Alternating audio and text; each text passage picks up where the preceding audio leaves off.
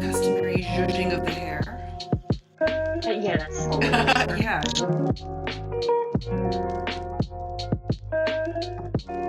Hello, everyone. It's Chawan again. And today I am with my friend and someone I have worked with professionally a couple of times. Actually, more than just a couple of times, quite a few times.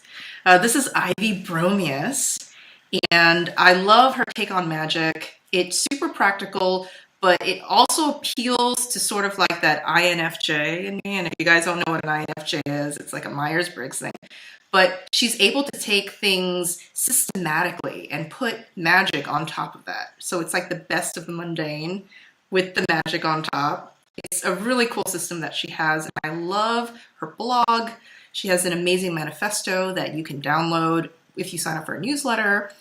And if you go through her blog, she like lays it out in a very organized way, and you could read about her philosophy of magic, but also just of life and what a person should do to lead, I think, a more effective life. That's the way that she has beautifully laid it out, and that's one of the reasons why I enjoyed working with her so much. So, Ivy, thank you for joining me. Thank you so much for inviting me. And that was a really lovely intro, so I really appreciate that. What I really found striking about your blog and just the way that you help your clients is that you're very much in that camp of let's do that 80% mundane work and then let's add that 20% magic to really push it to as close to like guaranteed results as possible. You are mixing in our earthly experience with the actual sort of ethereal, magical, ritual stuff. You are a professional project manager. So what is that exactly? A PPM?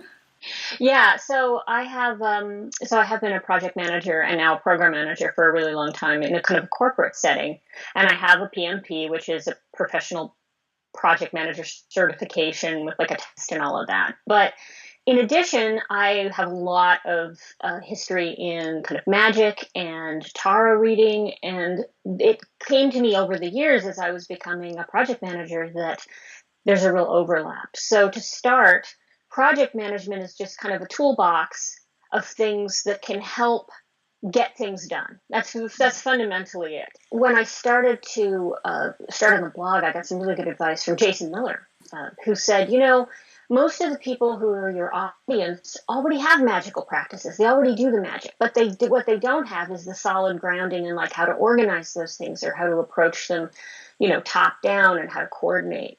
And so that was kind of my goal, was to focus a little more pragmatically, but not leave the magic out. Because to me, there's not a hard dividing line between magic and mundane. The whole goal is to enchant all of your life. When you're looking at some sort of practical result project, like you want to move to a new location, or you want to get a degree or whatever it is, you think of that as purely mundane, but it's not. That's enchanting your life to be better or more interesting or more adventurous or whatever your goals are. And so you can combine the two. And I do focus a little more on the practical side because most of my clients need that, right? So I get a lot of witches and I get a lot of magicians who are like, I'm doing all this magic, and yet I'm having a hard time kind of pulling it all together. I think Jason talks about how a lot of magic people, they'll put on like the success oils before they go into the job interview, but by the time they douse themselves with the oil, they smell disgusting. They go into the interview and they totally blow it. Well, and job interviews are a really good example of this, because I would never personally go into a job interview and try to enchant the interviewer to like me. I don't want to seem impressive through magic. I want to be impressive through magic. And I think that's the key difference, right? If you take magic, internalize it, and then you're becoming more impressive, then you don't have to What you does don't that have to mean? do that. What's the Well, difference between internalizing and externalizing magic? so if you're trying to seem impressive to a job interview and you wear an oil or you enchant your resume, and not that you can't do any of that, that's all still potentially a legitimate thing. Although yes, if you smell funky, that's probably not a good idea. Yeah. But it's moreover that you're using magic to increase your own skill set, to communicate really well, to be articulate. and to have a powerful presence of competence and accomplishment or competence, right? Those are the things that'll get you a job. And so there's a couple of other areas where this makes sense, not just outside of a job interview, is if you're trying to start a creative endeavor, right? Let's say writing a novel is a common one that you get. Is if you're writing a novel, you don't want to. A lot of people skip right to, I want to have written a novel and then have it published. But what's better is to internalize the kind of ongoing enchantment and discipline in your life that helps you get the thing written, because that's the hard part. Taking the steps to make yourself more in line with the goal you have. And that works more smoothly. I talk about this a lot. A lot of people use magic as sort of like a friction thing. I want to force my way into this or push my way through this. Sometimes you have to do that. But what's better is to think ahead to your goals and then try to find a smooth path to get there. Magicking the process rather than just the end result, right? It's a combination of both. It's like the macro and micro enchantments. When I work with people, I often have them send me kind of a big, this like a big brain dump at the beginning. I'm like, send me, just write everything out, dump it out to me. And I think sometimes people are surprised that I don't have some sort of fancy organized form. But the reason I don't is because it's useful for me to understand where people are coming from. Some people are visionaries. They have a very good idea of kind of goals and dreams, but then they have a hard time breaking it down into day-to-day stuff. Other people are very tactical and day-to-day, and they can get things done, but they're not good at tying that back into their long-term vision. And so that's the macro and micro. And so they're running themselves ragged doing all the things and never thinking about how those pieces go together. So we're grown-ups, right? So probably the easy stuff we've already done, right? If it was easy for you to, get a degree or get a job, you probably already did that. Goals you struggle with now, the projects that you have, are probably the hard things for you. Those usually have a lot of steps and pieces, and getting that organized so that you can, integrate the enchantment with it is really critical. You're doing the tarot beforehand, saying like these goals will be a little bit more smoother, a little bit more easier to achieve. This one is just probably not. I don't know anybody else who does like tarot like before like a project management thing. Well, it makes sense because a lot of people will say, "Ooh, before you do a major enchantment, you should probably do a reading and just make sure it's okay." And I'm not really a big fan of doing tarot readings to say yes or no, you should do this one thing. The way I approach tarot is that the idea is you're finding your optimal path. You're saying, here's the goal. What's the best way to get to this goal? And so why not do that for a major project? A major project is a huge enchantment in your life. You may have 3 years of work or more before you get to where you want to be. That's a huge enchantment. Why not do a divination and say, what's next for me? And this comes out of kind of my reading of Nassim Taleb and his Black Swan and Antifragile. And he would be appalled at my use of his work because what occurred to me in reading the book is when I read the Black Swan, what he says is that a black swan is something devastating that comes at you that you don't expect. The whole point is that it comes out of nowhere. You can't expect it. It's huge. And it suddenly occurred to me that if you could increase your information gathering, then you can expect it. Then you can maybe see something coming. It's not as risky. It's not a black swan. So I suppose developing tarot readings around how to see a danger coming, how to kind of get the subtle influences that will help you deal with some sort of coming risk that you can't quite see. And so why not start a major project with a reading to sort of tell you where those pitfalls are or to give you hints on the best way to get to where you're going, right? Not will I get there in the future, because whether you'll get somewhere in the future really depends on what you do now. And I think a lot of people who read the cards know that that's true. If you're reading for someone 5 years out, it's going to be less accurate than reading for someone next week. And the reason is because their own choices along the way impact that result. Was the one who said it like Rumsfeld? It's like, sometimes you don't know what you don't know. And if you don't know what you don't know, well, then how can you prepare for it? But maybe there is a way to sort of prepare for it by using things like magic. The way I introduced the concept on the blog was through this story of the turkey and the farmer. This came up in the Black Swan book, but I actually think Bertrand Russell did it originally. But the idea is that, so you have a turkey on a farm, And the farmer comes and feeds the turkey every day. And now Thanksgiving is coming. Now, from the turkey's point of view, life is golden, right? Some dude comes every morning, fattens me up. Life is great. From the turkey's point of view, Thanksgiving is a huge black swan. It is a crisis that came out of nowhere. But that's not what it is for the farmer. The farmer knows what's going to happen. This isn't a surprise to him. So depending on your perspective and your information, you can potentially dodge some things. You can reduce the number of unknown unknowns. Taleb has a second book that's called Antifragile. This is an even more powerful concept, although the book is a little bit harder to get into. The idea is that some things are robust and strong, like, a building, right? And some things are fragile. They're prone to breaking at the least stress. But there's a third category, and he calls it anti-fragile. Those are things that actually get stronger through forces against it or through chaos. So the example he uses is the human body. The human body actually is strengthened through small tears in the muscles that build the muscles up, right? Or through variations in diet or periods of fasting. And that's what pretty well medically backed, that the human body actually does better when life is not cushy and consistent and perfect. And if you look at the Western world, life is pretty cushy and consistent, and there's plenty of food around, and it hasn't done us all that well, right? From a health standpoint.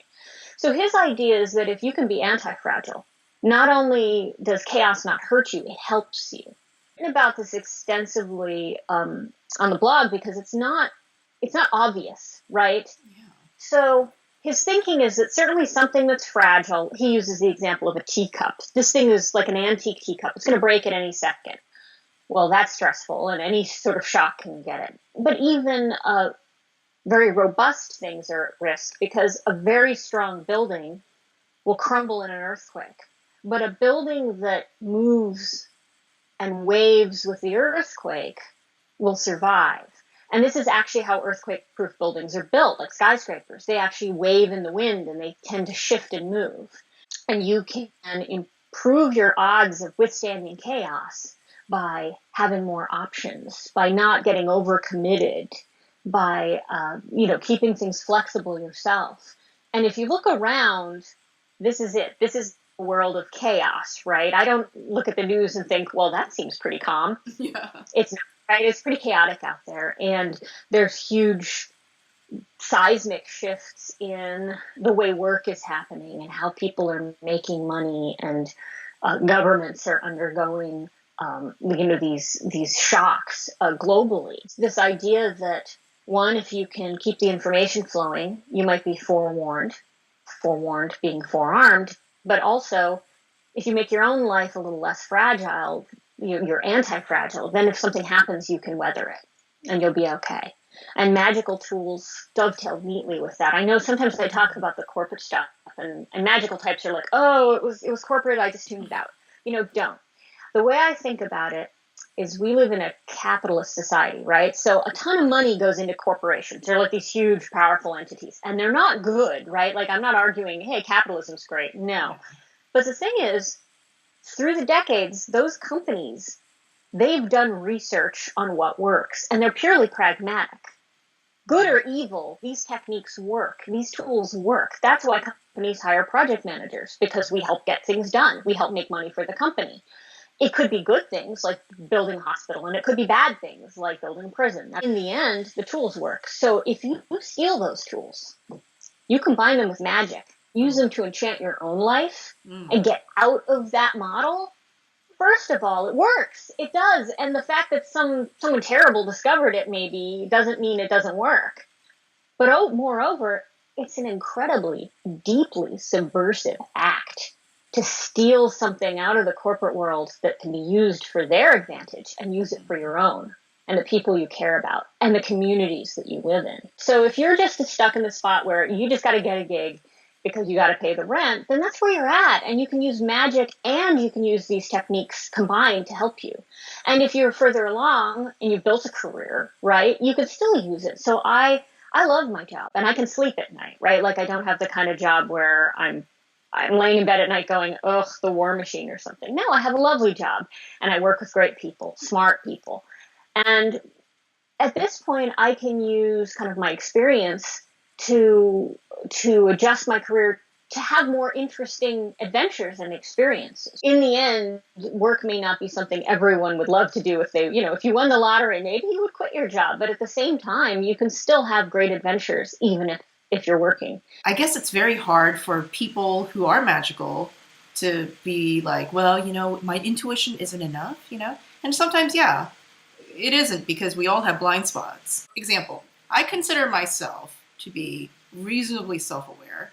And yet, when you and I were working together and I had to draw out like all the things that I wanted to do with my life and what was getting in the way, like, first of all, I had deep resistance against doing a lot of it because it was overwhelming.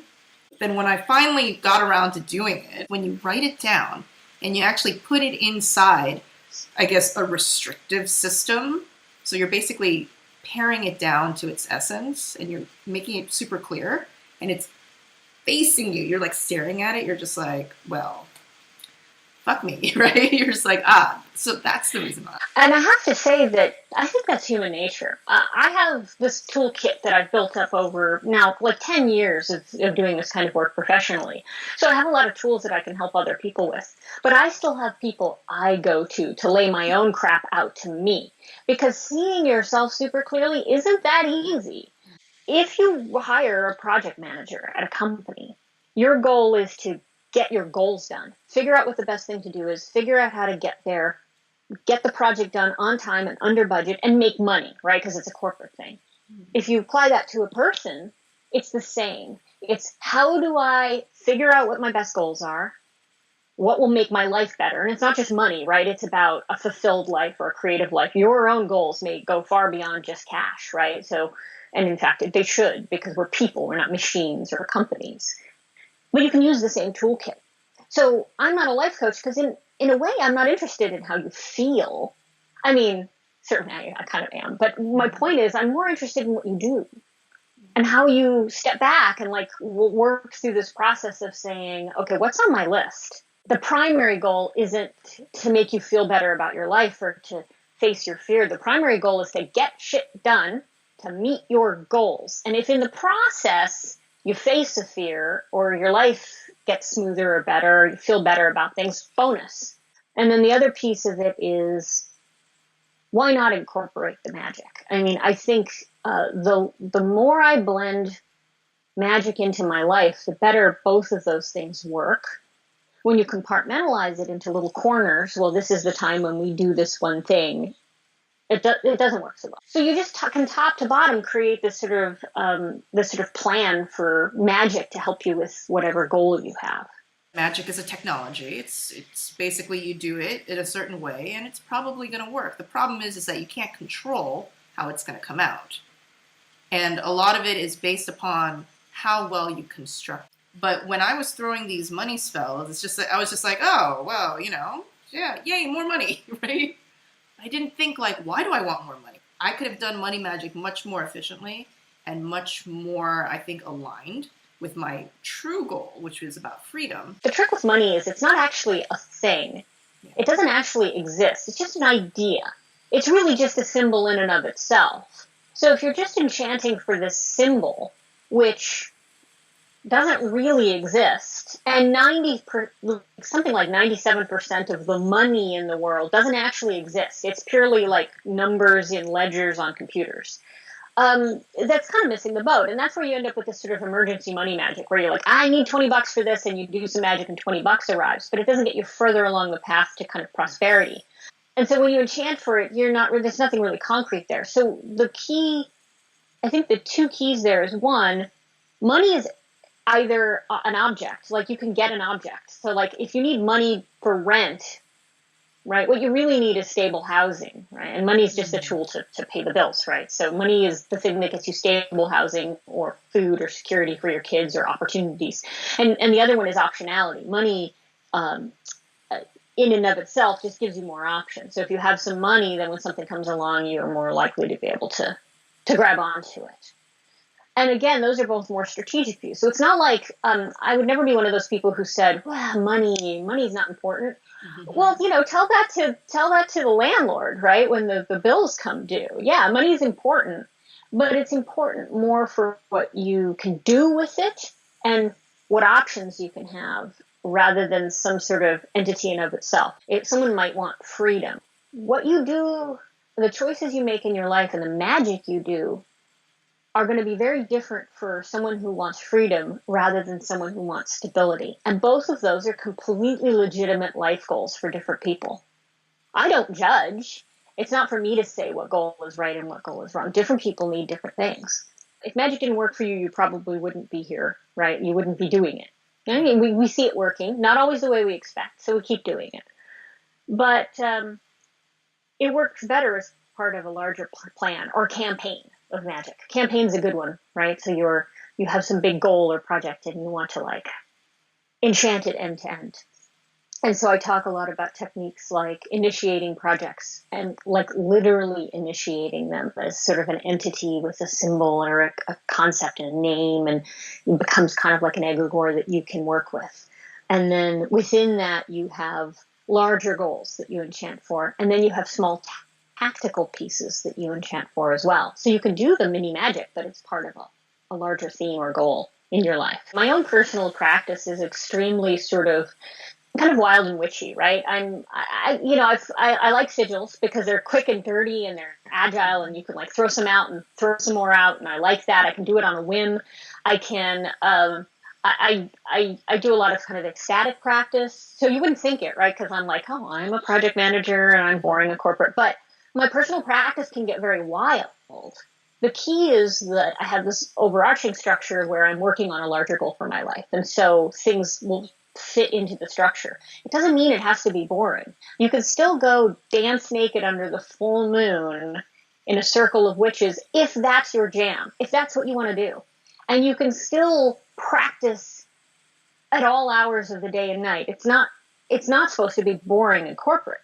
It's just supposed to give a little bit of framework and structure to all this cool stuff you're doing, so that in the end you end up with kind of the life you want. And I have to say that when it comes to various life goals, being enlightened, having spiritual experiences, having weirdness in your life just for the sake of enjoying it is a totally legitimate goal as well. But it's still something you have to plan for, so that you don't end up unemployed and homeless while you're busy having some great spiritual experience. In the Western world especially, we're really bad at deciding what makes us happy, because we think Gucci shoes and shiny cars will make us happy, but they really don't. So what is figuring out happiness other than a big science experiment? To try stuff out and see if it works for you. They're not going to know at the start exactly how they're going to get there. So they have to try different stuff out, right? Which is kind of the process where you say, these are multiple paths. Which ones, from a divination standpoint, seem like the best idea? Now we move forward with those for a while and we see if they're working for us. And if not, we try something else, which sounds awfully chaotic, but you just do it in this organized way. And in the end, you'll get further by trying things that don't work by not trying anything. Because the tyranny of choice is a real problem. And I see this all the time. People can't decide what of many options to pursue. And so they just freeze up and they don't do anything. So that's sort of permission to experiment, to fail, but fail fast and then change direction. I was about to say that. And that's really, and it's really powerful. And it's really sort of a magical view of the world. The world is full of magic and mystery and enchantment. It's not always linear. If it was, we wouldn't be doing magic probably, because everything would be nice and organized and we'd all be safe and happy and getting what we want. No way. Life is chaotic and both miraculous and wonderful and pretty scary and terrible. So how would one use magic to help fail fast but be resilient? It comes up in this little document that I put out called the Agile Manifesto. You mentioned at the beginning, and if you go to my website, you can put in your email, and then you'll get a copy. You'll get a link to the manifesto, so anyone can have it.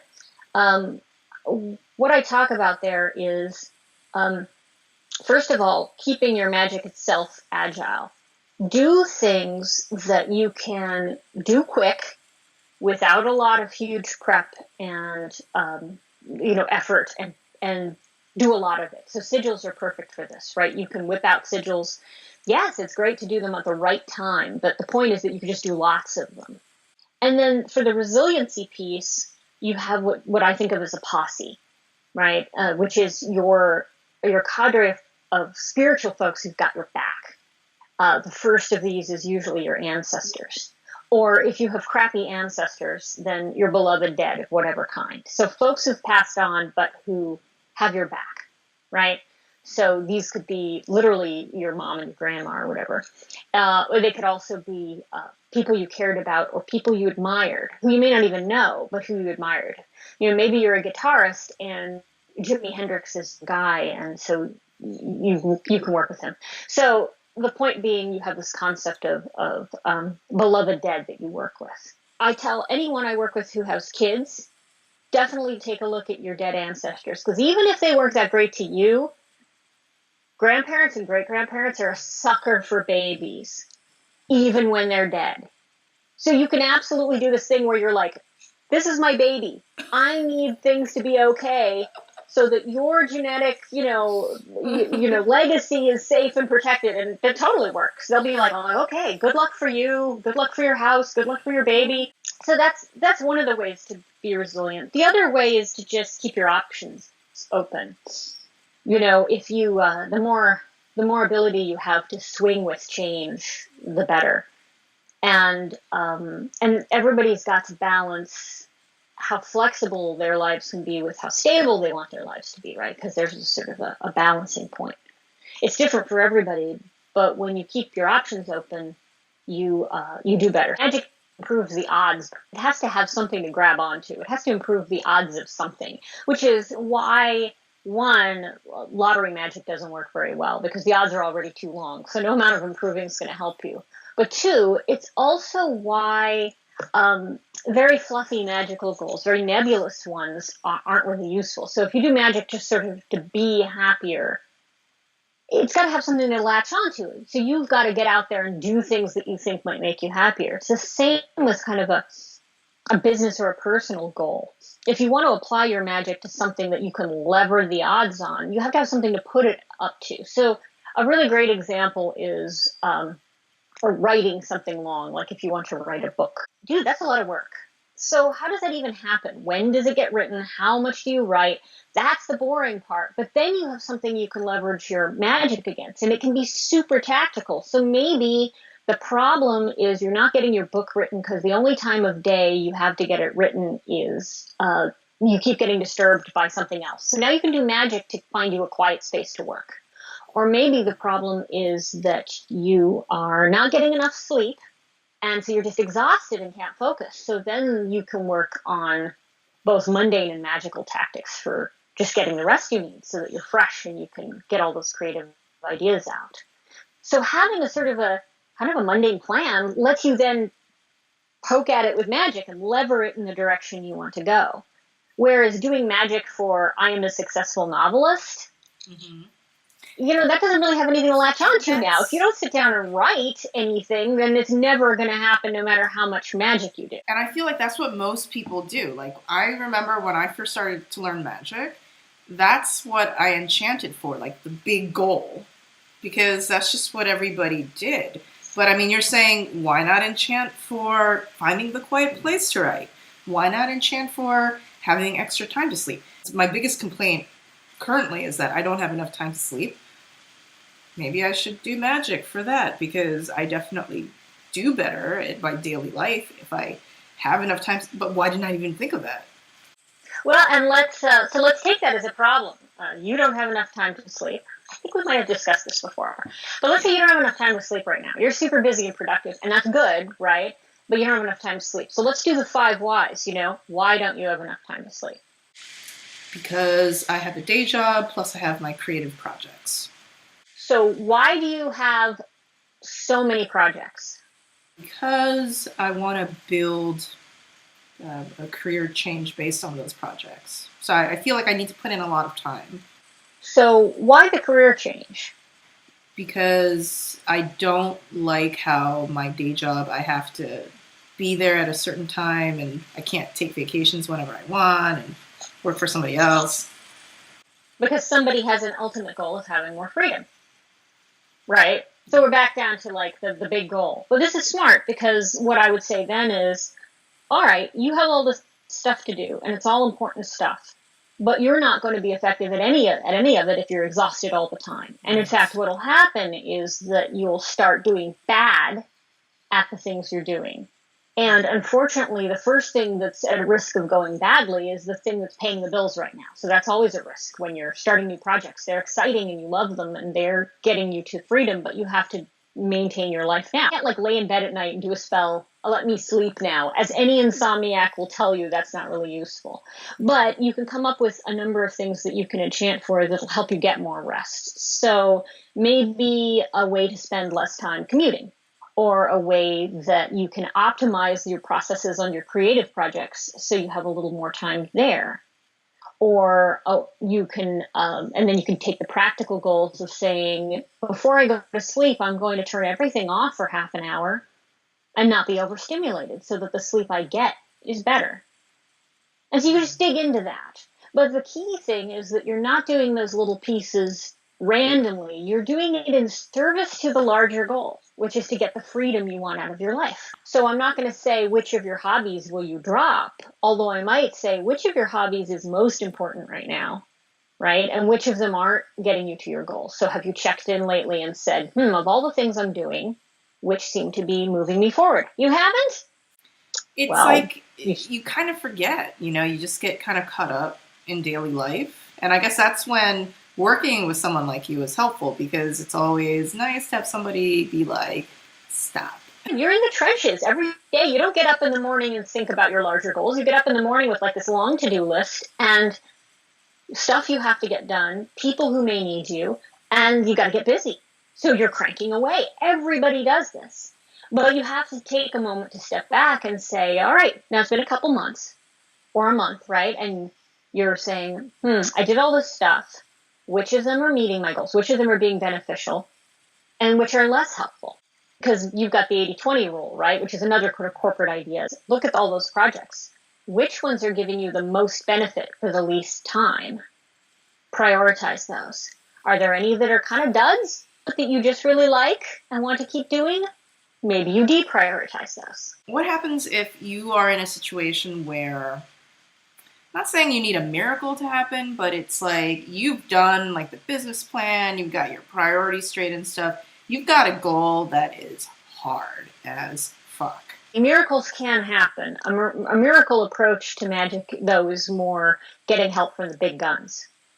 So your saints, your gods, your goddesses, right? I mean, if you really need the big help, if leveraging the odds don't really work and you really need a miracle, that's something that's where you head with it. But in the meantime, don't skip the other pieces of it, because the really, really hard goal isn't going to get less hard by ignoring the plan and the steps and the pieces. The other thing you can sort of figure out is where the block is. So I see this a lot where folks will have an extreme level of discomfort around one aspect of this process. Either an aspect of project planning, like, ooh, do I really have to write down my long-term goals? Ick.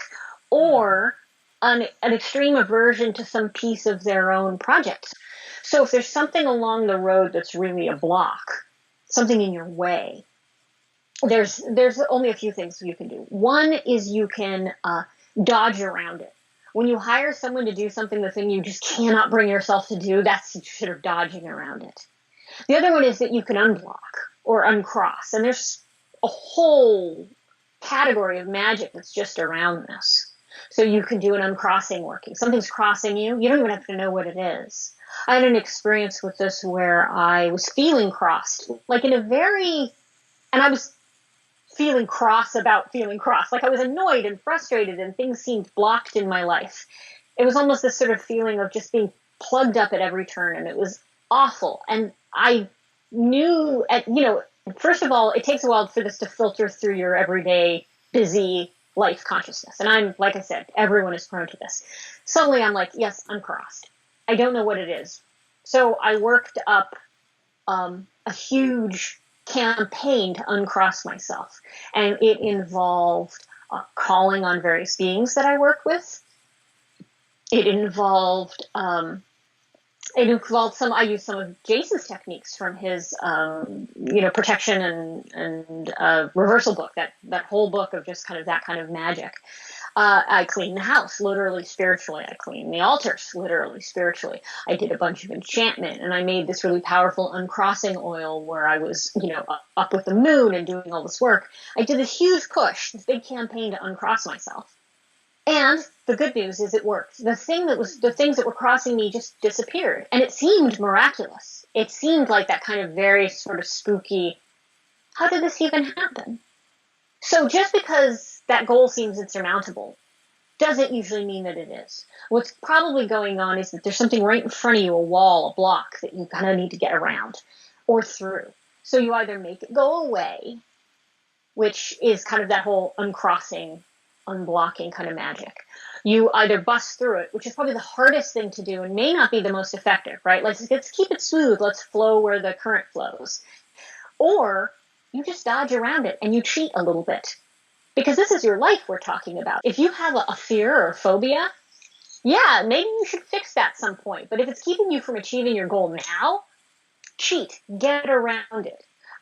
And this is the sort of thing that even if you know it's a bit of a cheat, it can help you. But then when does one seek out therapy versus using magic to get across obstacles? If your problems keep coming down to something inside yourself, then that's a block from inside you, and a therapist can help get rid of that block. I have a block with marketing. I don't need therapy to deal with my marketing phobia. I need a marketer. But if your phobia is deeper, if your fear is deep within you, and it's blocking all your efforts to move forward, then absolutely get some help. And there's specialists who deal in, the delicate, beautiful human mind and emotions. And those people are the people you go to. And I have actually told clients from time to time, chatting this out with someone could be helpful. So let's talk about something very practical. Let's say the goal is to get a healthier lifestyle. How would one go about this? Okay, let's assume that I'm the person who's going to decide, yes, I am finally going to eat right and exercise. Now what? Your end goal might just be to be healthier or stronger or 10 pounds lighter or whatever it is. But on a day-to-day basis, you have to make small incremental habit changes. And there's a couple different techniques you can use. So, and this is a great example, exercise.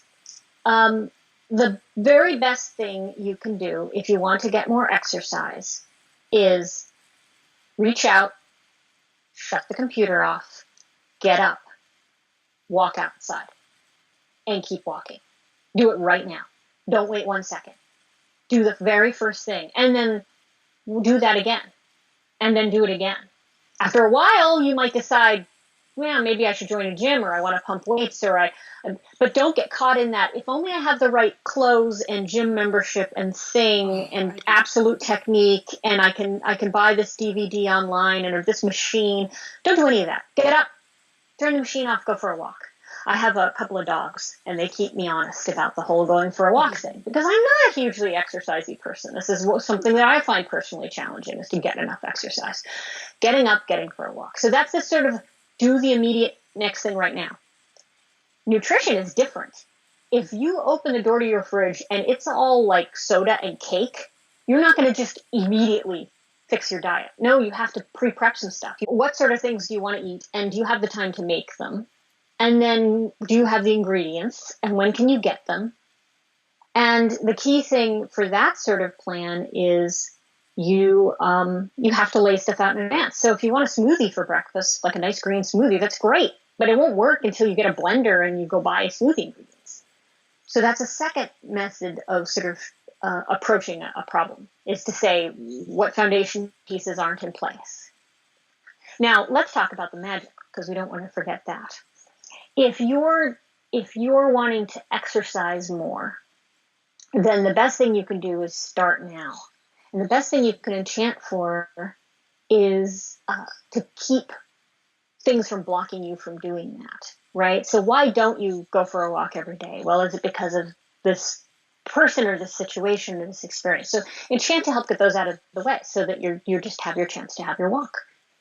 In terms of diet, this is where avoiding temptation kinds of enchantments can be really good, right? So just kind of talismans for not being tempted by the bevy of sweet, gooey things that seems to come at us from every corner in society. But the most important thing for being healthy is that it seems often people want kind of complex but easy systems. Oh, I'm on the whatever diet. It tells me what to eat every day, but it's super complex.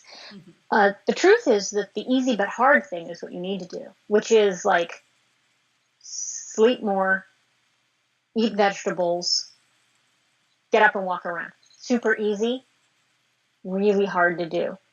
And then the other piece is if you're going to do them consistently, you have to build a habit. And I'm as prone to eating crap as the next person, so I don't want to be all like high and mighty. Everyone struggles to have better health because we have an environment that sort of does everything possible to keep us from having better health. Right? There's all sorts of gooey sweet things that are cheap, whereas organic vegetables aren't. Key thing you can do is trigger yourself to build the habit. So a habit, and I'm basing this on this book called Habits, which I recommend. It has like a trigger, and then it has the payoff, and then it has the result. So something triggers you to have a habit. So like if you're a smoker, for example, there's usually times of day where you're like, oh, that was a nice dinner. Now I need a cigarette. Or, oh, it's break time at work. That means cigarette. So you have this trigger, and then you have this payoff. What you have to do is, if you want to break a bad habit, is you keep the trigger because they're ingrained in your brain, but you change the payoff, right? So you're like, instead of smoking, I'll do this other thing, but the trigger's the same. So it's dinner. Now it's time for a walk around the block. It's not easy, but it's simple. That's how you swap it out. Now, to build a habit from scratch, you have to have the right trigger. So, and they can be immediate or they can be longer term. So if I go to the farmer's market and I come home with this big basket of vegetables, what's the trigger? You know what? If I take half an hour and wash and clean and organize all those vegetables and stuff them in the fridge, we're a lot more likely to eat them because they're already ready to go. It's triggered me to say, oh, put them in the pan, eat some vegetables. Now we're eating more vegetables. Life is good. You can have a trigger for, avoiding a treat. At my office on Fridays, there's donuts in the break room. At my office on Fridays, I don't go to the break room because I just don't want to see them. And if I see them, it's so much harder. So instead, I have a different trigger. I'll be like, oh, in the morning on Friday, maybe I'll bring tea in, or maybe I'll have, a snack of my own to nibble on. And then I won't have to go to the break room. I won't have to see the donuts. What if you're not a goal-setting person? Like, setting goals feels restrictive. They're your goals. I mean, nobody's mom and dad going, you said you wanted to be a doctor, you're letting us all down here. No, they're entirely your goals, and they're completely adjustable. Make a goal and try it out. And if it doesn't work, make a different goal. But the other thing is that your goal can be adventure. Your goal can be freedom. Your goal can be a lack of restrictions on your life. That's a totally legitimate goal. How do you get there? Because the risk is, by never creating a goal and just sort of floating along, maybe you kind of end up somewhere cool, or maybe not, but you didn't really have anything to do with it either way, right? The other thing to keep in mind is that just because you have a goal and you have some ideas how to get there, doesn't mean that you're closed off to synchronicity in your life or your own intuition or magic happening. No, you're open to those things. And when they happen, you can look at and see how they're getting you towards your ultimate goal. Big lessons I've learned in life is when you're about 70% ready, you just start. Then along the way, like more than half the time, I will change like the initial goal. Like sometimes I'll radically change it. Mm-hmm. But when it's satisfying is when maybe they look radically different, but they're both going towards the same North Star. Like the goal that we were working on together, for me, it's completely different from what I'm doing right now, but it's going towards the same freedom. It's going towards that same feeling, that same ultimate priority. Versus there have been times where, like the goal was going towards something that was priority-wise and just the goal-wise completely different. So it was like a complete shift in almost like personality. And then it just felt like fucking weird and icky. But as long as the North Star is like the same, then it's sort of like northeast, northwest, you're still going north. And I think the way to view this is that the goal is not the top level here. A goal is like some sort of, okay, this is the thing I want to accomplish by this sort of period of time. And there's lots and lots of tools to help people get there. That's not the really key part. A company might change its plans as it goes. So like if a company, what's a company's goal? A company's goal is always to make money. Mm-hmm. By charter, corporations are supposed to do that. I mean, that makes them shallow, but it also is useful. How do you make money? Well, they might not know year to year what makes money. You have to try stuff out. Those are the goals. The goal is to try it out and then it doesn't work and then you try something else. But your vision for your life is still that kind of North Star. So you create a vision, and companies do this, right? They have visions and mission statements and values that everyone underneath always ignores. But you can do it for your life. You can have a mission and a vision and a statement of intent. And then, of course, your goals will change because life changes. And it would be worse if you met every single goal you ever set without thinking about whether that goal was still a good idea or whether you were going in the right direction or getting toward your vision. That would be a mistake. It would be a failure to achieve the wrong goal. Integrity. I think that's what it really comes down to, right? Knowing yourself and having integrity about who you are. And as long as you have that, then whatever goals you set and the magic you do on top of it, it's all going towards this end goal that is you being more of you. So you're never going to lose. Right. It's a win-win situation. It is a win-win situation. Failing at stuff or not achieving the things you tried is just a part of the process of life, right? So, I mean, the end goal for every single human is the same because eventually you die. Yeah. So in the meantime, you just try to move in the right direction. You experiment and play and try to have an interesting life and get the things that you want. And if your vision for your life is just a few years out, is clear now, it can also change. That's the irony about this project stuff, is that having a plan is better than not having one. Even though the odds of you getting exactly where you thought on the path you figured is rare, right? It's much more common to go sideways and have strange detours and weird opportunities. And if you're doing magic, it's even more common, which is why this Agile thing works, because it says go in small pieces. Have that end vision in mind, but go in little pieces and check in frequently. Ivy, what are 2 or 3 songs that you feel describe your magic the best? Songs that describe my magic. Yeah, what pops into your mind? Waking the Witch by Kate Bush.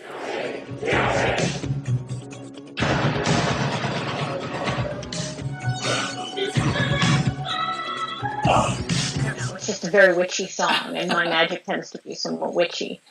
Mysterious Ways. It's alright, she moves. That's kind of how I think about my spirituality. And then the third one, which might be the weirdest one you get, is The Gambler by Kenny Rogers. You got to know when to hold up, know when to fold up, know when to walk away, know when to run. Which is an absolute story about a guy who has this kind of like meets this shaman on a train in the night and gets this kind of shamanic initiation for dealing with life. And it's all bundled up in this like 2-verse country song. So my stepdad, who's like this, Korean dude from Korea, an immigrant, he loved Kenny Rogers. So in his car, he would always play Kenny Rogers. I know almost all of Kenny Rogers' like greatest hits. Like I can go to any karaoke and I will bust out some Kenny Rogers. I will kill it. And so guys, let us know in the comments below, like how do you feel about putting magic on top of your mundane actions? Like, what is your North Star? And how can you plan it out, not in a rigid way, but create a plan so that, that saying, you like plan to go to the moon, or you shoot for the stars, but you land in, you know what I'm saying? I'm like totally fucking up that cliche, but it's, you make the plan, but even if you don't reach it, you will still end up in the stars. Like, how do you feel about that? Just let us know. Ivy, thank you so much for talking to me today. Thank you so much for having me. I really appreciate it. Know when to fold up, know when to walk away, know when